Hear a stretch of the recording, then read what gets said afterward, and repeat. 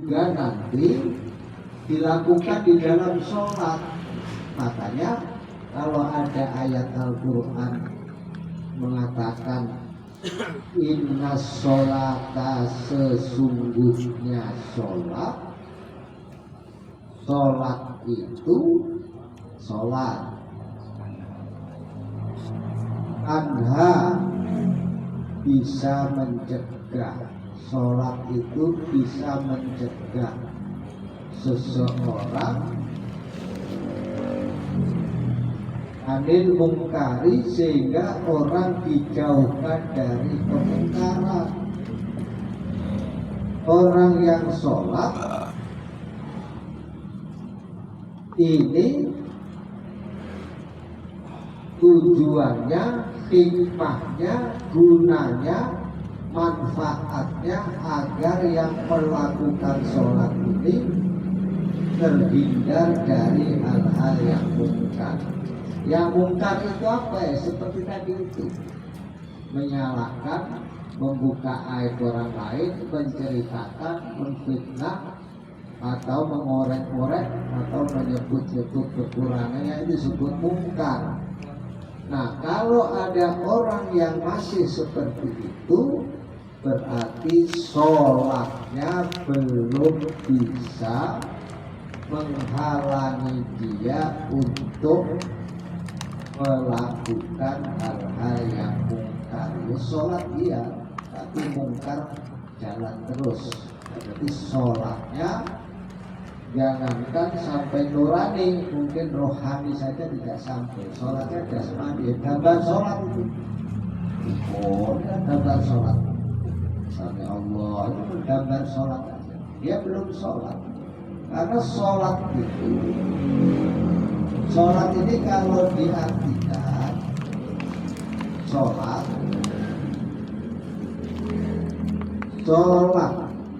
kemudian saya menulis ini sholat zuhur,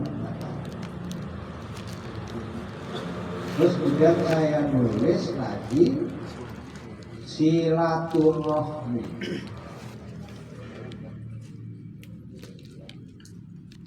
Ini kan sholat sama silat kan sama ini.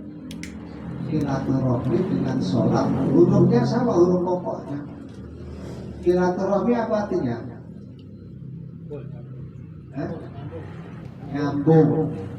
Nyambung persaudaraan, artinya silaturahmi. Kalau sholat apa artinya? Nyambung hubungan manusia dengan Allah. Nah, kalau sudah sholat kok dia masih mungkar, ya maka sebenarnya sholat dia ya apa? Tulari, nyambung sholat. Kelihatannya sholat Allahu Akbar, kelihatannya rukuk Subhana Rabbiyal Azim, kelihatannya sujud Subhana Rabbiyal A'la, kelihatannya sujud Subhana Rabbiyal A'la, kelihatannya duduk apa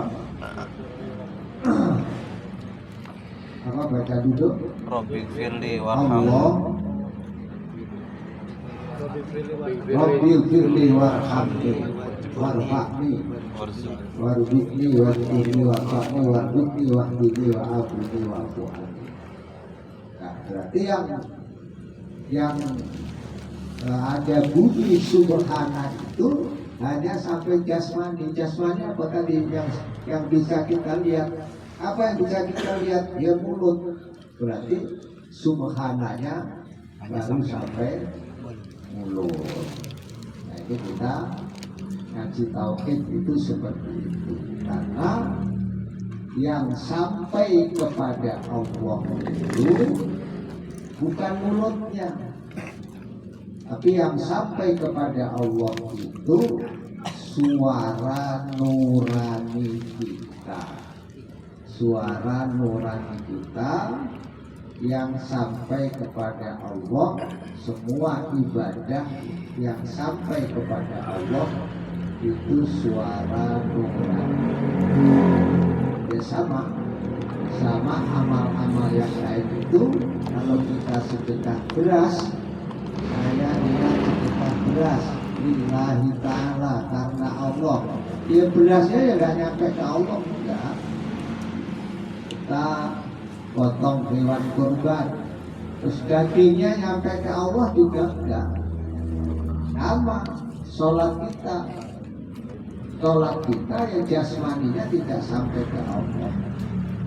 Nah ini maka kita ngaji tidak pakai, saya bawa kitabnya, tidak pakai kitab yang ditulis di atas kertas ini. Kitabnya adalah diri kita sendiri, karena di diri kita ini ada nurani, ada rohani, ada jasmani.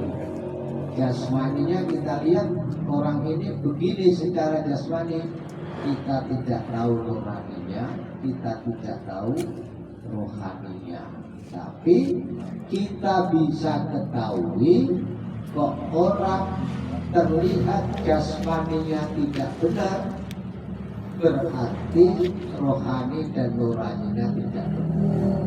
Atau kok orang terlihat jasmaninya benar, berarti rohani dan nuraninya benar.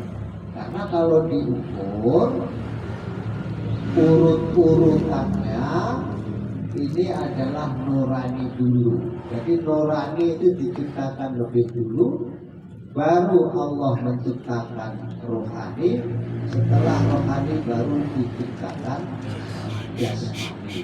Maka sebelum anak lahir itu rohnya sudah ada duluan. Sebelum dia lahir itu akalnya sudah ada duluan. Jadi yang kita lihat anak yang baru lahir itu, yang kita lihat itu lahirnya terakhir. Yang lahir duluan adalah nurani, kemudian disusul rohani, baru kelihatan jasmani yang orok itu terakhir. Maka kalau kita ambil turun-turunannya, yang paling penting sebenarnya ini nurani, bukan rohani tidak penting, bukan jasmani tidak penting, karena nanti cermin dari nurani itu kepada rohani, cermin dari rohani itu kepada jasmani. Jadi lapisan paling luar juga harus baik, lapisan tengahnya harus baik, lapisan dalamnya juga harus baik. Jadi kita baik semuanya. Nah inilah yang disebut insan sempurna. Manusia sempurna itu bukan pakai sorban, pakai peci, bukan. Manusia sempurna yang lengkap itu moralinya, rohaninya, jasmaninya, ini sempurna seluruhnya. Maka kalau yang kita mengenal yang disebut insan kamil, manusia sempurna, kamil itu nurani, rohani, jasmani, yang dapat dari Allah melalui Jibril itu nuraninya, dari nurani kemudian terus ke rohani, setelah rohani kemudian jasmani. Contoh, nuraninya minta ngaji, kemudian rohaninya akal pikiran nyari kendaraan, nyari motor, nyari kunci, baru jasmaninya berangkat ngaji. Yang sering terjadi, nuraninya mau ngaji, mikir-mikir kalau saya ngaji pulang nggak dapat duit, bensin kurang, akhirnya nggak berangkat. Itu pikirannya. Akhirnya jasmaninya otomatis ikuti pikiran, bukan ikuti nurani. Nah, ini seringnya begitu. Tapi nurani ini lemah, kalah sama akal, kalah sama pikiran, kalah sama nafsu, kalah sama syahwat, kalah sama yang lezat-lezat, kalah yang enak-enak, kalah dengan yang mewah-mewah, kalah dengan yang indah-indah. Nah ini di sini ini sudah kalah. Kalau di sini kalah, jasmaninya lebih kalah telak. Kalau di nuraninya kalah, jasmaninya kalah telak. Ya sudah, akhirnya disebutnya kita mengingkari